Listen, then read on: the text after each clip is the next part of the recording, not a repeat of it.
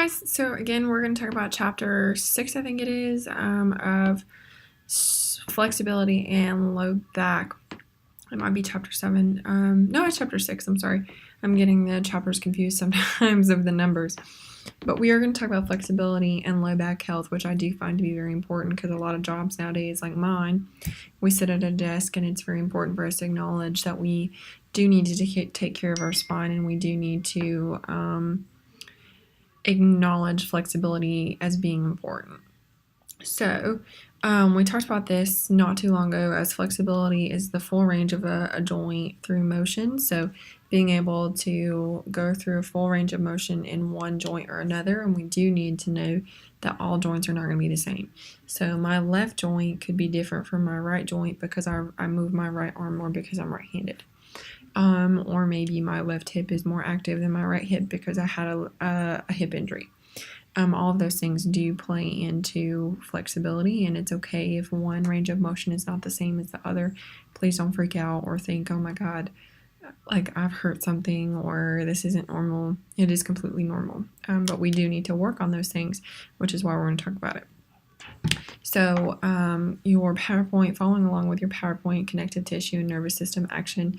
So connective tissue is obviously the matter that provides support and structure for our joints.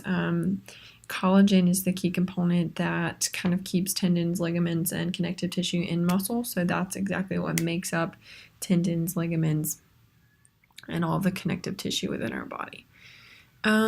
So osteoarthritis is a big part of joint. So cartilage inside a joint breaks down and it's very painful. If you know anybody with osteoarthritis or just regular rheumatoid arthritis, it's not a fun disease. It breaks down all of the cartilage, and sometimes it breaks down cartilage in different areas. So my family, it runs in my family. My grandmother has it in her hands really bad. So most of the time her knuckles are so swollen she can't get anything on or off. Her fingers are also starting to kind of, if you notice, like your finger, obviously my hands are straight. I don't have arthritis right now. But whenever you have somebody that has arthritis, their fingers kind of start to bend and then kind of start to shrivel up. My grandmother's hands are doing that. She can't open up simple things like a water bottle. She can't, sometimes doors bother her. We have to get the little grip things for the doors just to help her be able to open those things because she does live by herself. Now my father, he has arthritis and it's in everywhere basically. So in his knees, in his joints, well, I mean, joints are everywhere, sorry, that's redundant. But in his knees, his elbows, his hands, all of those things, and they're very painful. He does have to take medication for that. Sometimes they give you pain medication, sometimes they tell you to take a leave. They say that cherry juice helps with arthritis, but I don't have any facts on any of that. Differences, so obviously there's going to be differences for flexibility anatomically and hormonally. So females are typically more flexible than men. There's less muscle mass, less size there, so females tend to be more flexible. The use it or lose it phrase is very true. If you do not stretch, if you aren't active, if you aren't doing anything, you're going to lose that ability. So the older we get, the more we have to practice being flexible, and we have to practice stretching, we have to practice being active, or we do lose that mobility. So remember that the older you get. Benefits of flexibility: improve performance, reduce risk, basically everything we've already talked about this week. So there are different types of stretching. So there's static stretching, where you're holding a pose or you're holding a stretch. And there's two different types of static stretching. You have active stretching, which is from a contraction of muscle, opposite of being stretched, and then a passive stretch, which comes from partner object. So say I put my arm back here on my chair. This is static stretching. I'm holding it on this chair, which is passive stretching because I'm using an inanimate object. If someone was back there holding my arm, it would still be passive because they're helping me stretch. Ballistic stretching is quick jerks or movements to help you stretch. Sometimes you see people bounce when they're stretching, which is ballistic stretching. And then you have dynamic stretching. Sorry, I'm trying to read this to make sure that I get it correct, which is controlled movement through the range. So you're slowly moving things, you're moving through your stretch and make sure you're getting the full range of motion. So me moving side to side in a groin stretch would be a dynamic stretch because I'm moving side to side and I'm being dynamic with my movements versus just jerking the movements like a ballistic stretch. I'm not really concerned with the proprioceptive neuromuscular facilitation, so don't really concern yourself with that. Low back fitness, so you have 5 sections of bones which make up your vertebrae, which is very important. Excuse me.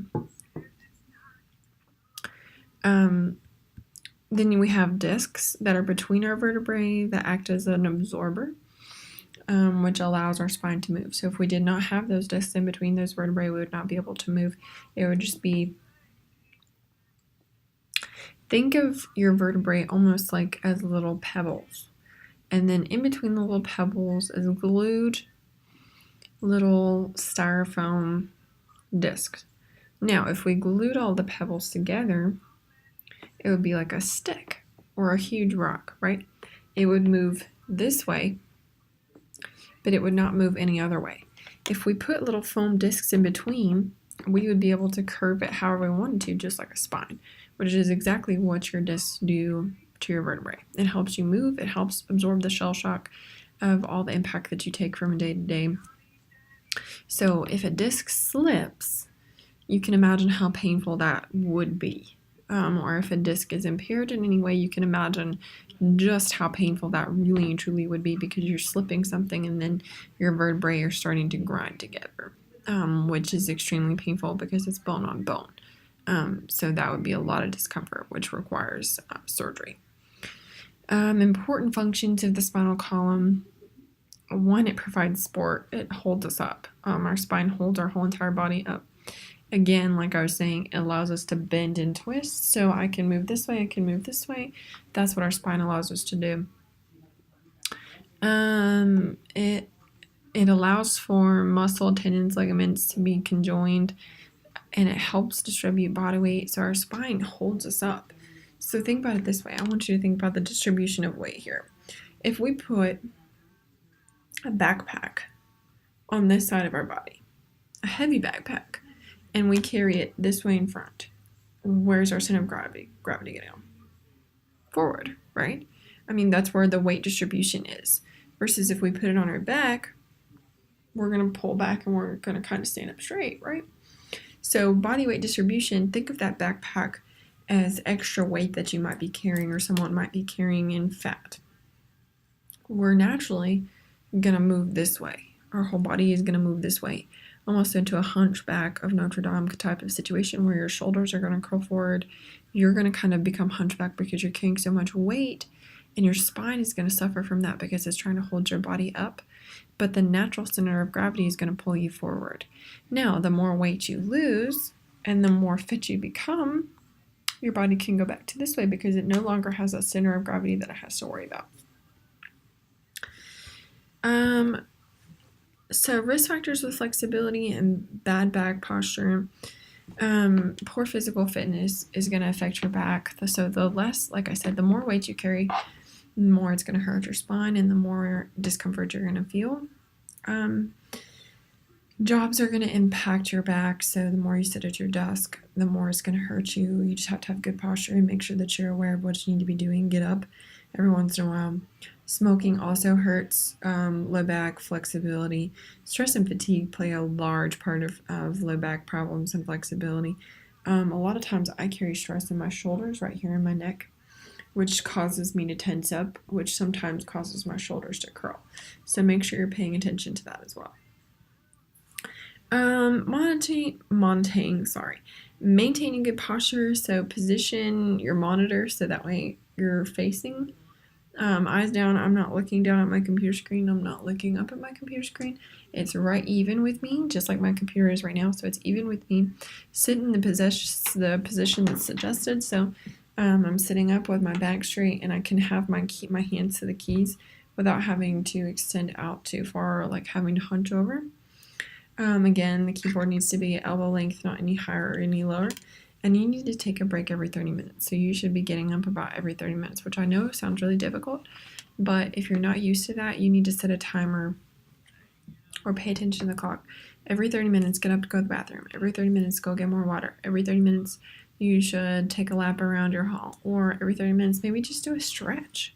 It's not that hard. I know we're busy and we're working and we get busy doing something, but I can assure you your back health is going to mean much more to you than powering through that 5-minute segment and just standing up. So get up every 30 minutes, make it your priority.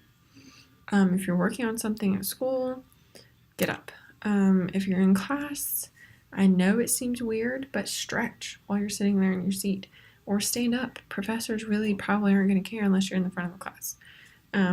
So make sure you're paying attention to that. Next week we're trying yoga, which I'm very excited about. If you've ever done yoga, I hope you've had a good experience with it. I love it. I think yoga and Pilates are great, which is what we're going to do for the next couple of weeks. I'm going to provide you with some videos, just kind of like what I did this week, and you can kind of pick and choose what you feel comfortable with, or you can go to one of your own yoga classes, whatever you feel like you need to do. But I am excited, and yoga helps your flexibility, it helps with your mental state, it gets you relaxed, it gets you stretched out, and it puts you in a good place. So many people have talked about yoga and the benefits that it does for you, and I will try and post a video on that of just the benefits of yoga and people attesting to that. So I look forward to that, and I'm really looking forward to seeing what you have to say about the yoga next week. So please give it the benefit of the doubt, and be open-minded with it. You never know. My boyfriend is not exactly a yoga expert.